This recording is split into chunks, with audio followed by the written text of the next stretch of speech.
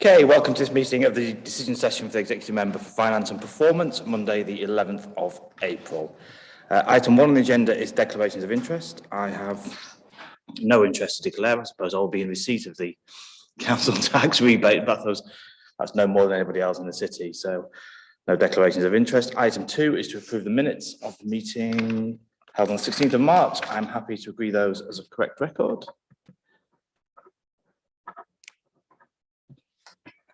Which takes us straight on to item 3, which is the Council Tax Energy Rebate Discretionary Scheme, and I'll hand over to David Walker. So this paper sets out the Council Tax Energy Rebate Discretionary Scheme. In terms of background, the government announced on the 3rd of February 22 measures to help households with rising energy costs, including £150 tax energy rebate. In terms of the core scheme, the government has set the rules of the scheme and will provide funding to York to pay people in Band A to D the £150.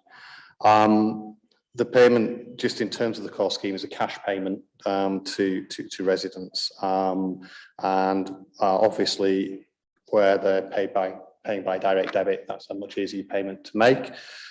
Just in terms of an update on that, the first payments on direct debits will be going out later this week, hopefully. There are some 55,000 direct debit rate payers. At this point in time, we've prepped about 48,000 to go out. In terms of the other element of the scheme where the customer is eligible but not a direct debit payer, we will start to make those payments in May. And an online form will be there for residents to register and make that claim for the payment. In terms of the Council Tax Energy Rebate Discretionary Scheme, it's for the council to decide locally how best to make use of this. The scheme's aimed at households living in the property band values E to H that are an income-related benefit, so those where the energy bill payer are not liable for council tax. In terms of the scheme, which is our Annex A, it's just worth highlighting paragraph 2 and paragraph 3. So paragraph 2, what we'll be doing is providing a £150 rebate to all households above band A to D, where the householder is in receipt of council tax support, the householder is in receipt of any working age income related benefit, the householder or their partner in receipt of pension credit, a member of the household is in receipt of disability living allowance or personal independent payments. And at paragraph 3, this is where the scheme picks up other customers who may be facing financial difficulties. So this is where we will look at both band A to D, where the householder can provide evidence of hardship and has less than £6,000 in savings, and that no household, anybody in that household has already received the £150 energy rebate. Obviously, no second homes or holiday homes will be receiving anything, and empty properties and halls of residence and MOD properties are not eligible. That's what the discretionary scheme will cover. And in terms of the recommendations, it's just asking the executive member to approve the council's discretionary council tax energy rebate scheme as set out paragraph 6 to 10 and Annex A. Thank you.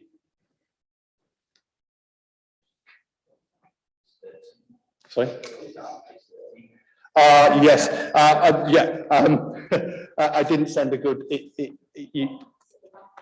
Yeah, I was going to say it was way transferred across from the government's PDF, but I have it's just the scheme itself. So if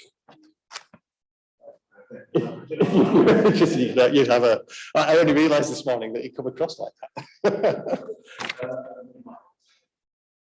Yeah. The only other quick question I had was in terms of contacts we've been having to the customer centre. Is there a lot of people calling in, inquiring what's happening, or are we okay at the moment? We're all right at the minute. I mean, clearly the message we're trying to give to residents is that we will make sure everybody who's eligible gets paid. If you're paid by direct debit, obviously you're going to get it quicker, but nobody will miss out. What we ask is everybody to be patient as we pay out across April and May, and not to ring in because that will slow us down. We'll get their money to them. If somebody's not heard by the end of May for any reason, they've been unclaimed, then certainly we will listen to everybody who thinks that they've missed out. And have we put any comms out about that yet, or is that going out after this meeting? There is some comms going out after this meeting, I believe, on this. So yeah, it's probably worth looking at doing something else again around the end of May. If I think so. I think it's just to keep that message going. I think the other message is that because people pay on the 1st and the 15th, and because it's a process, some people get paid and other people get paid a bit later. People just do really need to be patient. It will get to them. We will not miss anybody.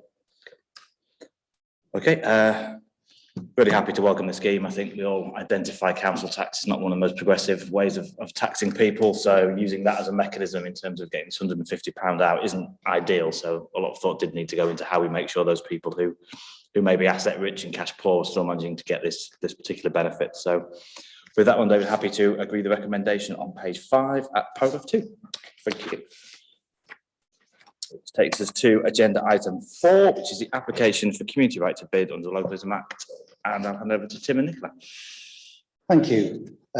This report presents an application to renew the listing of the Derwent Arms Oswaldwick as an asset of community value. The property was first listed back in March 2016. The asset of community value regulations 2011 require that the listing is removed after 5 years, and if a new application has to be then submitted if the applicants want the property to remain on the list. I can confirm that legal services confirm that the application is correct and valid, and also confirm that Heineken UK are the owners of the property. No representations have been received to the proposed nomination from either the owner or the occupier of the premises. And for the reasons as set out in the report, the recommendation stays the same to renew the listing of the Derwent Arms as an asset of community value.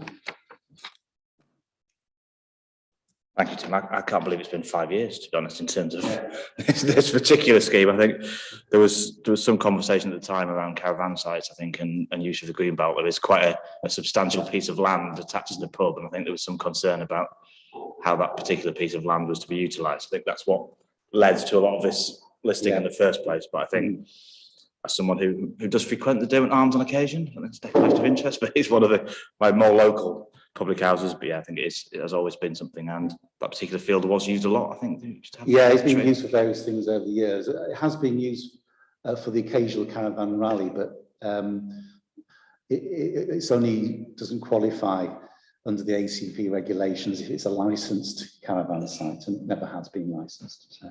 Yeah, I remember paying for my children to take a ride on a small train around the field at one particular summer fair that was there at Oswaldwick. So, okay, yeah. So with that, happy to agree the recommendations on page 25 at paragraph 2.